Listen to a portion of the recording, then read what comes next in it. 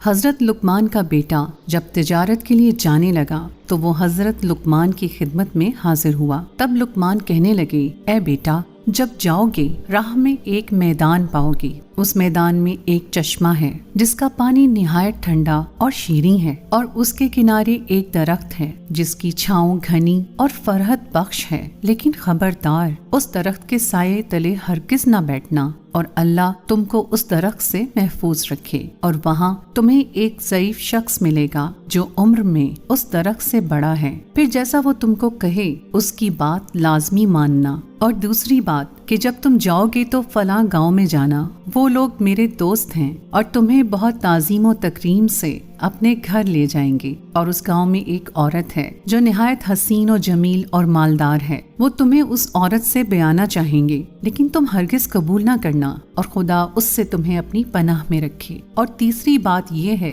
کہ ایک شخص فلاں نامی اور فلاں شہر میں رہتا ہے، ایک مدت ہوئی مجھ سے قرض لے کر گیا ہے، بس اس شخص سے وہ قرض لے لینا، اور خبردار شب کو وہاں نہ ٹھہرنا، اور یہ تمام نصیحتیں یاد رکھنا، اور اب جاؤ، میں تمہیں خدا کے حوالے کرتا ہوں۔ وہ لڑکا اپنے باپ کی بتائی گئی باتوں کو تسلیم کر کے سفر پر چل پڑا۔ جب میدان مذکورہ میں پہنچا جس کے بارے میں اس کے باپ نے نصیحت کی تھی، جس کے کنارے ایک پانی کا چشمہ پایا، اس کا پانی نہایت شیریں اور شفاف تھا، اور اس چشمے کے کنارے ایک درخت پایا جس کے سائے تلے ایک بزرگ شخص بیٹھا ہوا تھا۔ مارے گرمی اور پیاس کے چاہتا تھا کہ اس چشمے سے پانی پیوں اور اس درخت کے سائے تلے آرام کروں، لیکن اسی وقت اسے اپنے باپ کی نصیحت یاد آئی، تو وہ وہاں سے قدم آگے بڑھانے لگا۔ تب اس بزرگ نے جو درخت کے نیچے بیٹھے تھے پکارا، اے لڑکے، کہاں جا رہے ہو؟ ایسی دھوپ میں اور سخت گرمی پڑ رہی ہے، پاس ہی ٹھنڈے پانی کا چشمہ ہے،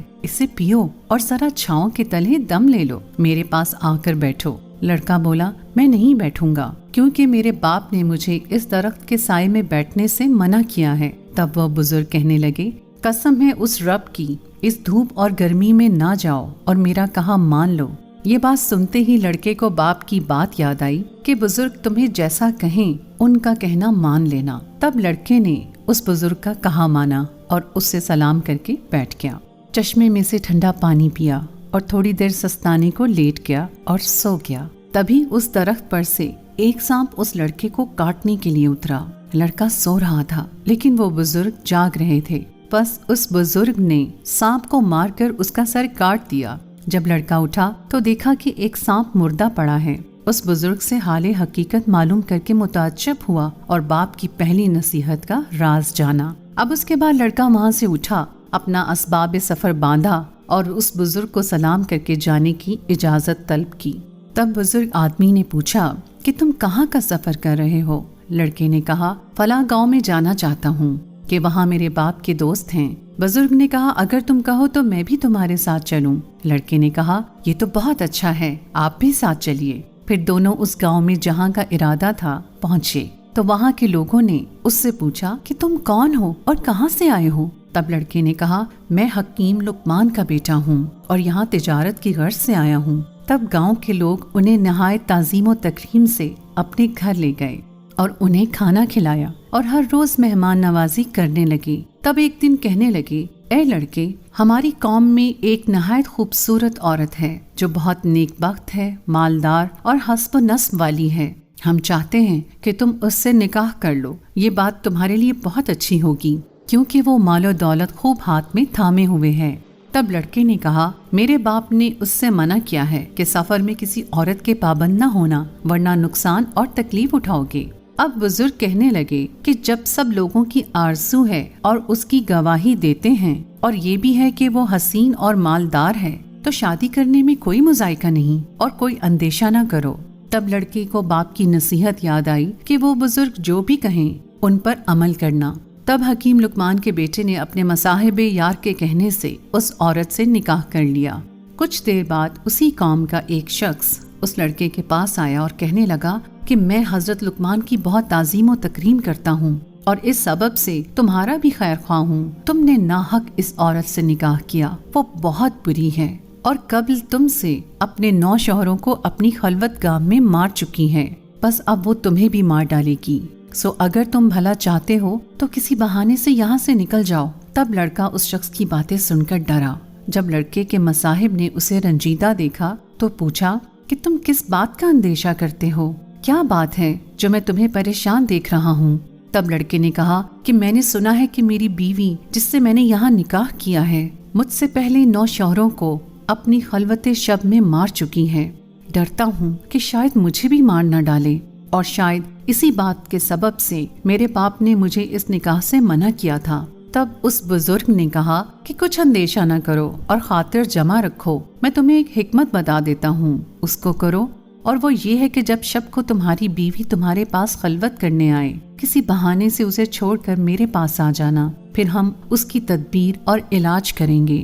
غرض جب اس کی بیوی شب کو اس کے پاس خلوت گاہ میں آئی تب اس نے بہانے سے کہا کہ تم یہاں بیٹھو، میں ذرا باہر سے ہو کر آتا ہوں۔ بیوی نے پوچھا آپ کہاں جا رہے ہیں؟ لڑکے نے کہا قضائے حاجت کو جانا چاہتا ہوں، تم تب تک یہاں انتظار کرو، اور اس کے علاوہ بھی ایک کام ہے، وہ آ کر بتاؤں گا۔ تب لڑکا وہاں سے نکلا اور سیدھا اس بزرگ کے پاس پہنچ گیا۔ اب اس نے ایک آتش دان انگاروں سے بھرا ہوا لانے کو کہا۔ جب لڑکا آتش دان لے آیا تو بزرگ نے اس میں سانپ کا سر جو درخت کے نیچے سے کاٹ کر لایا تھا اس کو اس آتش دان میں رکھ دیا، اور آتش دان کو اس لڑکے کے حوالے کیا اور کہا اسے لے جاؤ اور اپنی بیوی سے کہو کہ برہنہ ہو کر اس آتش دان پر خود کو سینک لو، اور بعد میں اس آتش دان کو دوبارہ میرے پاس لے آنا۔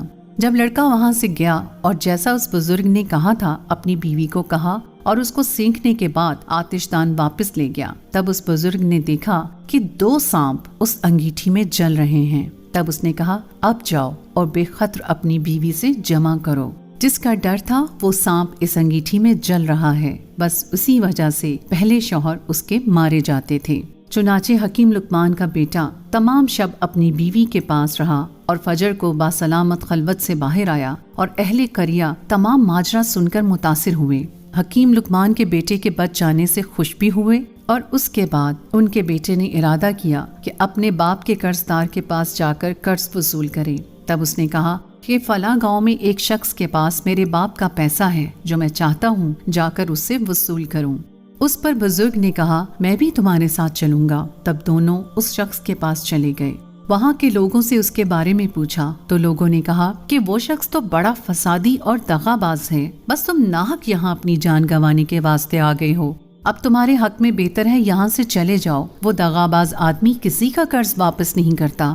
لیکن ان دونوں نے لوگوں کی بات نہ مانی اور وہ اس شخص کے پاس پہنچے، اور بعد سلام کے لڑکے نے کہا کہ میں حکیم لقمان کا بیٹا ہوں اور اپنے والد کا قرض وصول کرنے کو آیا ہوں۔ تب اس نے کہا بہت اچھا، آپ ہمارے بزرگ زادے ہیں، سو آج کی رات مہمان نوازی کا شرف بخشیں، صبح کو حساب کتاب کر کے جو قرض بنتا ہوگا میں واپس کر دوں گا۔ لڑکے نے کہا میرے باپ کا حکم نہیں کہ شب کو یہاں ٹھہروں۔ تب اس بزرگ نے کہا جو اس کے ہمراہ تھے کہ اے لڑکے کچھ پرواہ نہیں کرو، آج کی شب یہاں رک جاتے ہیں، پھر جو خدا نے ہماری قسمت میں لکھا ہے وہ تو ہو کر ہی رہے گا۔ چنانچہ اس بزرگ کے کہنے پر ان کی کرامت سے بھی پسرے لقمان آگاہ تھا، اور باپ کا بھی حکم اور نصیحت ہے کہ اپنے ساتھ والے بزرگ کی بات ماننی ہے۔ اس سبب سے دونوں شب کو اس شخص کے مکان پر چلے گئے۔ جب کھانے وغیرہ سے فارغ ہو چکے تو ان دونوں کو لبے دریا بنائے گئے ایک مکان پر لے گیا۔ وہ مکان اس طرح سے بنایا گیا تھا کہ جو کوئی شب کو اس میں سوتا وہ دوبارہ زندہ واپس نہ رہتا۔ ان دونوں کو اس مکان میں رہنے کا کہا اور بزرگ جاگتے رہے۔ جب آدھی رات کا وقت ہوا تو مکان میں پانی چڑھنے لگا، پانی مکان پر چڑھ گیا۔ تب بزرگ نے لڑکے کو نیند سے بیدار کیا اور وہاں سے اٹھ کر اوپر والے کمرے میں چلے گئے جہاں اس دغا باز آدمی کے بیٹے سو رہے تھے۔ وہاں سے اس کے بیٹوں کو تخت سمیت اٹھایا اور نیچے اپنی والی جگہ پر سلا دیا اور خود اوپر ان کی جگہ پر سو رہے۔ فجر کے وقت جب وہ شخص آیا اور دیکھا کہ دونوں اوپر والے کمرے میں اس کے بیٹوں کی جگہ سو رہے ہیں اور اپنے بیٹے مکان میں ان کی جگہ پانی میں مردہ پڑے ہیں، تب پکار کر کہنے لگا کہ افسوس صد افسوس، میں نے تمہارے واسطے یہ فریب کیا تھا کہ تم کو مار ڈالوں، مگر اپنے فریب میں آپ ہلاک ہوا ہوں، میرے سب بیٹے مارے گئے۔ تب ان دونوں نے کہا کہ جو کسی کے لیے کرتا ہے सो दर हकीकत अपने लिए करता है। अलगर्ज हकीम लुकमान के बेटे ने उस दगाबाज शख्स से अपने बाप का कर्ज वसूल किया और अपनी बीवी को, जिससे वहाँ निकाह किया था, उसको लेकर उस बुजुर्ग और असबाब के साथ अपने वतन वापसी का सफर शुरू किया। जब हकीम लुकमान का बेटा अपने मकान के करीब पहुंचा तो उस बुजुर्ग ने पूछा, ए लुकमान के बेटे, तुम इतना अरसा मेरे साथ रहे हो, तुमने मुझे कैसा पाया? तब उस लड़के ने कहा कि बेशक मैंने आपको बहुत नेक इंसान पाया है और आपकी बरकत से बहुत सी मुसीबत से नजात पाई और नेक बख्त बीवी भी पाई और इस कदर माल और असबाब आया। उस बुजुर्ग ने कहा कि माल में से मुझे भी आधा हिस्सा दो। तब लड़के ने कहा कि आप अपनी मर्जी से जितना चाहते हैं हिस्सा ले लीजिए। बुजुर्ग ने कहा, एक तरफ बीवी के साथ थोड़ा सा माल रखो और दूसरी तरफ मालो असबाब को रखो, और कहा इनमें से जो तुम चाहो रख लो और दूसरा हिस्सा मेरे लिए छोड़ दो। तब उस लड़के ने अपनी बीवी और उसके साथ वाला थोड़ा हिस्सा मालो असबाब का चुना और कहा कि मेरे लिए ये काफी है। चुनाचे दोनों फरीक अपना अपना हिस्सा लेकर चले गए। थोड़ी दूर गए कि बुजुर्ग ने लड़के को आवाज दी और कहा, रुको। उससे पूछा, ए लुकमान के बेटे, तुमने किस सबब से मुझे ज्यादा हिस्सा माल का दिया है? कहीं इसका सबब ये तो नहीं कि तुमने जो करामात मुझ में देखी हैं, उनकी वजह से मुझसे खौफजदा होकर ज्यादा माल दिया है मुझे? लड़के ने कहा, ऐसा नहीं है, बल्कि ये तो मैंने आपकी बरकत से दिया है। आपकी वजह से मुसीबत और मुश्किलात से बरी हुआ हूँ। इस सब से बहुत खुश हूँ और आपको ये सब अपनी मर्जी से दे रहा हूँ। तब बुजुर्ग ने कहा कि लड़के, तुम्हारी नेक नियति की और आला ज़र्फी और इखलाक से मैं बहुत खुश हुआ हूँ और ये सब मालो असबाब भी तुम्ही को देता हूँ। जाओ, हमारा इस दुनियावी मालो असबाब से क्या काम? और फिर उस लड़के ने पूछा कि आप कौन हैं और किस सबब से मेरे साथ रहे हैं? बुजुर्ग ने कहा कि मैं अल्लाह का भेजा हुआ एक फरिश्ता हूँ और तुम्हारे बाप की दुआ से अल्लाह ने मुझे तुम्हारी हिफाजत और निगहबानी के वास्ते मुकर्रर किया था और हमारा जिम्मा तो अल्लाह के हुक्म से लोगों के साथ भलाई और मेहरबानी करना है। बस अब तुमसे रुखसत होता हूँ और तुम भी अपने घर को जाओ। तब लड़का सब माल व असबाब और अपनी बीवी को लेकर घर आया और तमाम अहवाल अपने वालिद को सुनाया और हजरत लुकमान ने भी अल्लाह का शुक्र अदा किया।